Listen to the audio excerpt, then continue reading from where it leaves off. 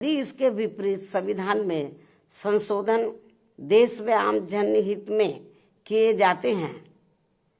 देश में आम जनहित में किए जाते हैं, तो तभी फिर हमारी पार्टी उनका पूरे तय दिल से समर्थन करेगी। हालांकि इस मामले में कांग्रेस व बीजेपी के नेतृत्व में अनेकों बार बनी केंद्र की सरकार में खासकर SC, ST व OBC वर्गों के हितों की जो इनकी उपेक्षा की गई है, जिसके अनेकों उदाहरण हमारे सामने हैं, ये अति दुख की बात है। इसमें इनकी इन वर्गों के प्रति हीन व जातिवादी मानसिकता भी साफ झलकती है,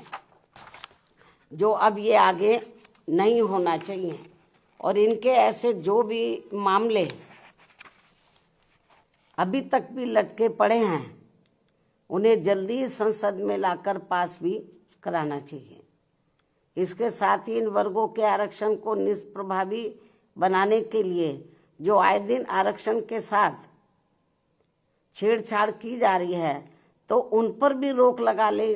लगाने के लिए इसे संविधान की 9वीं अनुसूची में जरूर डालना चाहिए। संक्षेप में अब हमारी पार्टी का यही कहना है कि हर वर्ष संसद में संविधान पर चर्चा कराने के साथ साथ ये भी उचित होगा कि सत्ता व विपक्ष को देश व आम जनहित में तथा जाति व धर्म से भी ऊपर उठकर बाबा साहब द्वारा निर्मित किए गए अपने बेहतरीन संविधान पर,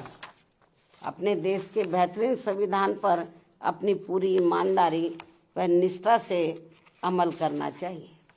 तथा इसकी आड़ में इन्हें अपनी राजनीतिक रोटी नहीं सेकनी चाहिए। इस खास सलाह के साथ ही अब मैं अपनी बात यहीं समाप्त करूं, लेकिन इससे पहले हमारी पार्टी एक देश एक चुनाव को लेकर वर्तमान भाजपा सरकार द्वारा 1-2 दिनों में लाए जाने वाले इस विधेयक का भी स्वागत करेगी। वैसे भी हमारी पार्टी गरीब व मजलूमों की ही पार्टी है और हमारी इस पार्टी के संगठन व चुनाव आदि भी इन्हीं के ही बलबूते पर चलाए जाते हैं व लड़े जाते हैं। जो गरीब मजलूम लोग हैं, तो उन्हीं की आर्थिक मदद से, उनके तन मन धन से, उनकी मदद से ही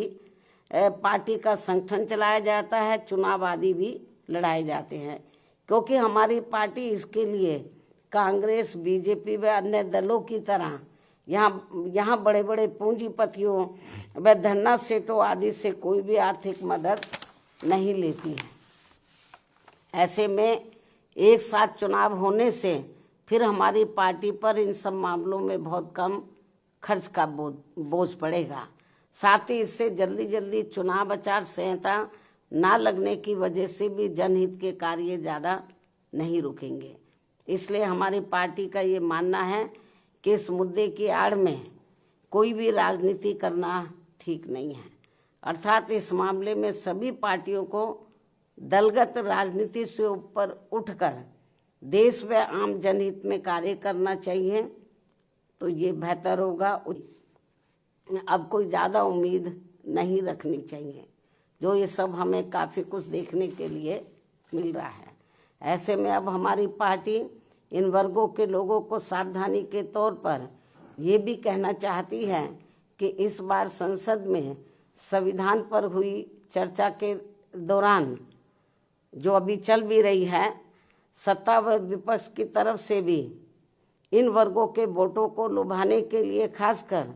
कांग्रेस व समाजवादी पार्टी ने देश के SC, ST व OBC वर्गों के आरक्षण को लेकर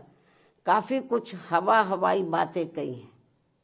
जिसमें रत्ती भर भी सच्चाई नहीं है। और यदि इस मुद्दे पर ये दोनों पार्टियां अर्थात कांग्रेस व समाजवादी पार्टी,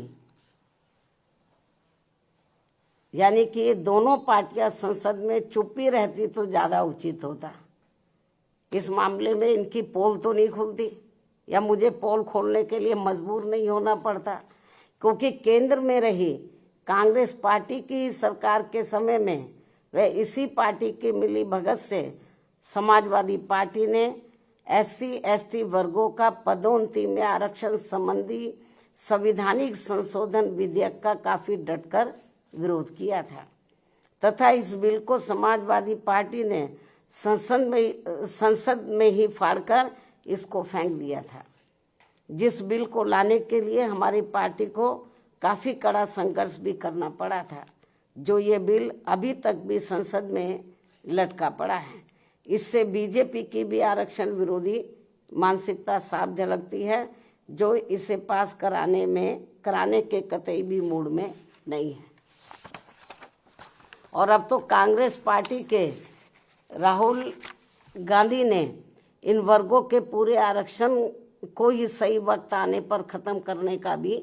ऐलान कर दिया है, जबकि इस मामले में बीजेपी व अन्य विरोधी पार्टियां भी कोई कम नहीं है। और अभी भी हमें सत्ता व विपक्ष द्वारा आरक्षण को निष्प्रभावी बनाने व इसे खत्म करने के लिए इन सब की सोच लगभग एक जैसी ही देखने को मिलती है। इतना ही नहीं, बल्कि अब तो ये पार्टियां अंदर अंदर आपस में मिलकर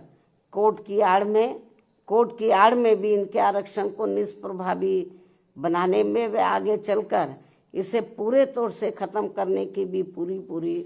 कोशिश में लगी हुई है, जिनसे इन वर्गों के लोगों को हमेशा सावधान रहना है, क्योंकि इसके अनेकों उदाहरण इन वर्गों के सामने हैं। इसके साथ साथ देश में सर्व समाज में से गरीब, असहाय व बेरोजगार लोगों को भी रोटी रोजी के साधन ना के बराबर ही मिल रहे हैं। आए दिन यहाँ गरीबी, बेरोजगारी व महंगाई आदि भी काफ़ी ज़्यादा बढ़ रही है। पिछले काफ़ी वर्षों से देश की अर्थव्यवस्था भी कोई खास अच्छी नहीं चल रही है। ऐसे में अब वर्तमान भाजपा सरकार द्वारा भी जो किस्म किस्म के संकल्प लिए जा रहे हैं, कल भी उन्होंने अपने कुछ संकल्प दोहराए हैं, तो उनसे अब देश की जनता को कोई विशेष लाभ होने वाला नहीं है। इसके साथ ही अब मैं देश के संविधान में सत्ता व विपक्ष द्वारा अब तक किए गए असंख्य संशोधनों के संदर्भ में भी ये कहना चाहूंगी कि यदि सरकार द्वारा संविधान में संशोधन अपनी पार्टी, यानी कि जो उनकी पार्टी जो भी सरकार संशोधन लाती है, यदि सरकार द्वारा संविधान में संशोधन वे अपनी पार्टी या किसी विशेष व्यक्ति या संस्था आदि को फायदा पहुंचाने के लिए किए जाते हैं, यदि सरकार द्वारा संविधान में संशोधन वे लोग अपनी पार्टी या किसी विशेष व्यक्ति या संस्था आदि को फायदा पहुंचाने के लिए किए जाते हैं, तो उसका फिर हमारी पार्टी कभी भी समर्थन नहीं करेगी, अर्थात उसका डटकर विरोध करेगी। और यदि